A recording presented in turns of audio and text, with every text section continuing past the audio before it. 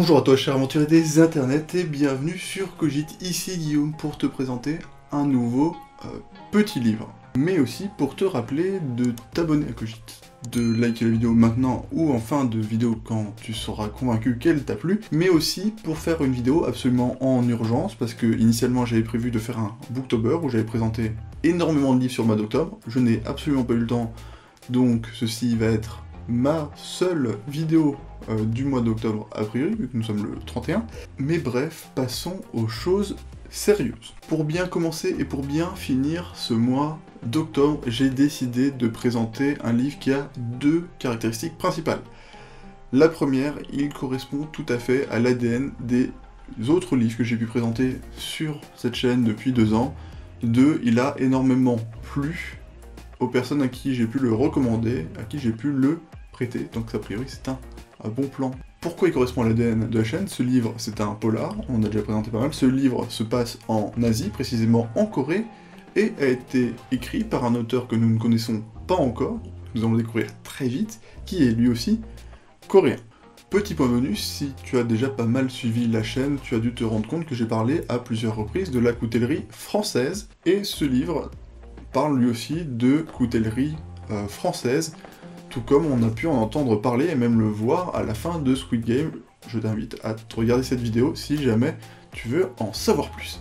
Et on en parle précisément ici, page 275, où on y dit « C'était un produit de qualité fabriqué à la gueule en France ». Et oui, effectivement, petit défaut de la lame que l'on évoque ici, c'est un couteau qui n'est pas un la gueule, mais c'est un coupe-papier qui a été fait à la gueule, contrairement au couteau de Squid Game, qui lui est un la gueule fait traditionnellement à Thiers, la capitale de la coutellerie française.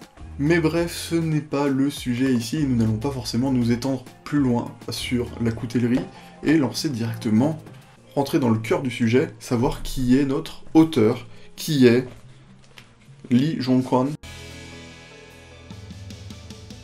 Notre auteur est sud-coréen, et si on regarde sa présentation, on n'en sait pas grand-chose. On nous dit qu'il est discret, voire secret, qu'il a 15 ans d'expérience en tant que rédacteur dans une revue professionnelle de criminologie en Corée du Sud, et c'est globalement tout ce que vous allez pouvoir savoir de lui quand vous vous limitez à des sources françaises, évidemment. Parce que moi, je me suis dit, je ne peux pas m'arrêter là. Il faut que j'aille plus loin, il faut que j'en sache plus, que je puisse vous donner un peu d'informations à son sujet. Peut-être qu'on va savoir des choses qui vont nous conforter dans l'idée de lire un polar coréen, finalement.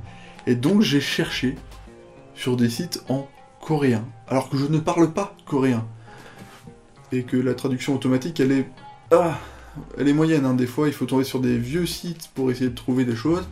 C'est des designs qu'on connaît pas, c'est des interfaces qu'on ne connaît pas, mais j'ai fait le travail, l'enquête a été menée, et je peux vous dire que j'ai des informations en plus sur cet auteur, discret si ce n'est secret, en particulier en langue française.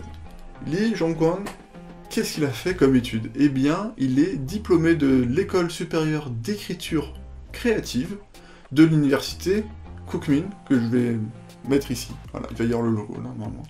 Il a travaillé effectivement pendant 15 ans comme rédacteur, mais si j'ai bien compris, et s'il y a une bonne traduction sur les sites que j'ai consultés, il n'était pas juste rédacteur, il était rédacteur en chef, pas d'une revue de criminologie, mais de la seule revue de criminologie de Corée. Voilà, tout simplement. Et il s'est lancé dans ces sujets avant que les mots comme analyse médico-légale ou expert scientifique ne soient connus, répandus en Corée.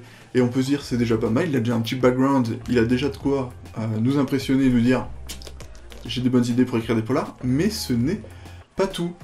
Parce qu'il a aidé les enquêteurs médico-légaux dans leurs enquêtes, mais surtout dans leurs méthodes, en particulier en faisant la promotion de l'usage de méthodes, on va dire, plus fines. Par exemple, l'usage de micropreuves, par exemple, au niveau des projections sanguines, mais aussi à l'usage du profilage. Il a tellement bien répondu qu'il va recevoir un prix, le Korea Magazine Press Award, pour justement sa démocratisation et sa sensibilisation du public et des experts aux enquêtes médico-légales. Et on peut se dire déjà, énorme confiance. Mais j'ai cherché encore, et j'ai trouvé plus d'informations cette fois-ci sur le livre qui ne savait pas c'est où Copycat en Corée, ni même son équivalent en traduction, mais qui s'appelle 현장 점검. Voilà, je ne l'aurais pas prononcé, c'est trop compliqué. Et c'était en Corée un succès. Mais alors pas seulement un succès auprès du public, pas seulement un succès auprès des amateurs de polar, mais un succès auprès des experts médico-légaux et des profilers. Il y a pas mal de psychologie dedans, hyper intéressant là-dessus. Et d'ailleurs, le professeur Il Yong-kwon, qui doit donc, ou Kwon Il-young, j'imagine, son nom de famille Kwon Il-young, sans doute son prénom en deux parties, qui est le premier meilleur profileur de Corée, qui a dit, alors attention, il a fait une éloge du livre, et par extension de l'auteur, et là pour être sûr de ne pas raconter n'importe quoi, je n'ai pas juste fait une traduction Google, qui d'ailleurs sur cette phrase était extrêmement mauvaise, donc j'ai peut-être des doutes sur ce que j'ai dit avant, mais a priori normalement c'est juste, j'ai fait appel à une traductrice, à quelqu'un qui parle coréen, qui lit le coréen, pour avoir son avis et pour avoir le sens des propos de notre expert qui a dit, en substance, c'est un chef-d'œuvre rare en Corée, qui est digne des plus grands polars anglo-saxons, ce qui est plutôt pas mal, et en plus, quand on a cette reconnaissance de la part de quelqu'un qui travaille sur les sujets évoqués dans un livre, a priori c'est que t'as pas raconté n'importe quoi sur son métier. Mais alors, de quoi est-ce qu'il parle ce livre ? Eh bien, dans Seoul Copycat, tout commence avec un homme blessé. On découvre un homme qui a été brûlé sur la plus grande partie de son corps, un homme qui a perdu la mémoire et qui a perdu la vue. Il se réveille dans un lit d'hôpital, un hôpital a priori de la police, et il ne sait pas donc qui il est, il ne sait pas où il en est, il ne sait pas pourquoi il est là. On lui explique qu'il est inspecteur de police et qu'il était sur la trace d'un tueur en série, surnommé Copycat. Donc il est sur la trace de ce tueur en série que dans son enquête il a réussi à le trouver, à le rattraper, et il a été blessé, c'est à ce moment-là qu'il a été pris dans un incendie. C'est la seule personne à l'avoir pisté, c'est la seule personne à connaître le visage de Copycat. Ce qui est pas hyper pratique quand c'est la seule personne dans l'assistance qui n'a plus de mémoire et qui ne voit plus. Donc il peut pas le reconnaître et dire bon c'est lui, arrêtez-le. Bref, on n'en est pas là. Copycat, il doit son nom à son approche un peu particulière en tant que tueur en série. Il va copier les méthodes d'assassinat, les modus operandi de meurtriers qui n'ont pas réussi à être arrêtés par la police, à être jugés, et va tuer tout simplement les tueurs pour, j'imagine, venger les victimes, faire justice. On sait pas exactement, on va en savoir plus dans le livre, mais voilà, c'est un tueur en série qui tue des supposés tueurs. Et pour pouvoir l'arrêter, parce que bon, mine de rien, même s'il tue des gens qui sont supposés des tueurs, on n'est pas sûr, il fait peut-être justice sur des innocents, eh bien on a besoin de la mémoire de notre enquêteur, et pour ça, il y a quelqu'un de la police qui est expert en interrogatoire, qui est là, une experte, qui est pour lui parler de l'enquête, pour le faire parler, pour essayer de faire ressurgir des souvenirs, pour essayer de lui faire revenir la mémoire, tout simplement. Mais, je vous l'ai dit, il y a un côté profiler. C'est un thriller psychologique.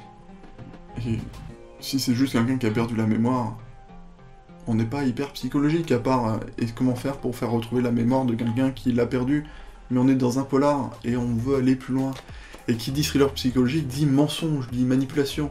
Et rapidement, on se rend compte qu'on est aussi perdu que notre blessé, amnésique, dans le monde auquel on a affaire. On ne sait pas qu'est-ce qui est vrai, qu'est-ce qui est faux, est-ce qu'il y a des mensonges, quelles sont les preuves, quelles sont les fausses preuves. Bref, on n'a aucune idée.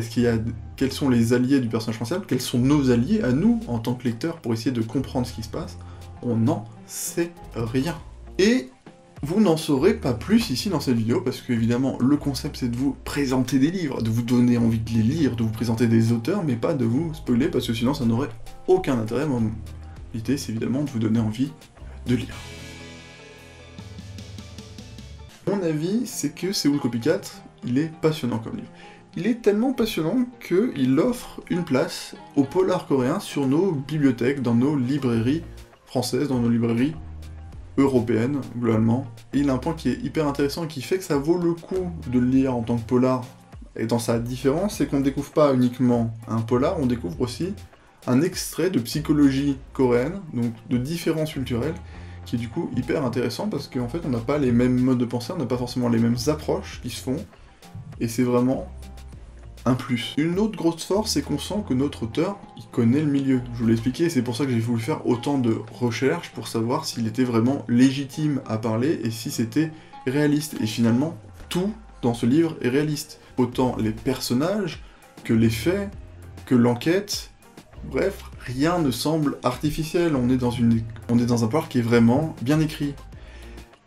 Et est-ce que je vous aurais pas oublié de vous dire tout à l'heure que dans mon enquête j'ai trouvé quelque chose d'autre? J'ai trouvé que notre auteur, Lee Jong-kwon, il avait récemment signé un accord de production avec un grand groupe coréen, ce qui fait que très prochainement, a priori, on va pouvoir découvrir en vidéo sur les écrans Seoul Copycat.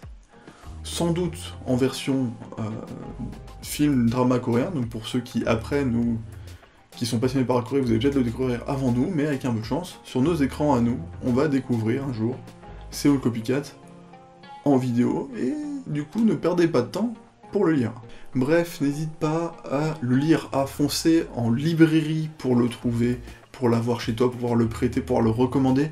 Si jamais tu as la flemme d'aller en librairie, c'est possible. Et pour ça, il y a un lien en description, un lien a priori Amazon, pour que tu puisses commander le livre et l'avoir très rapidement.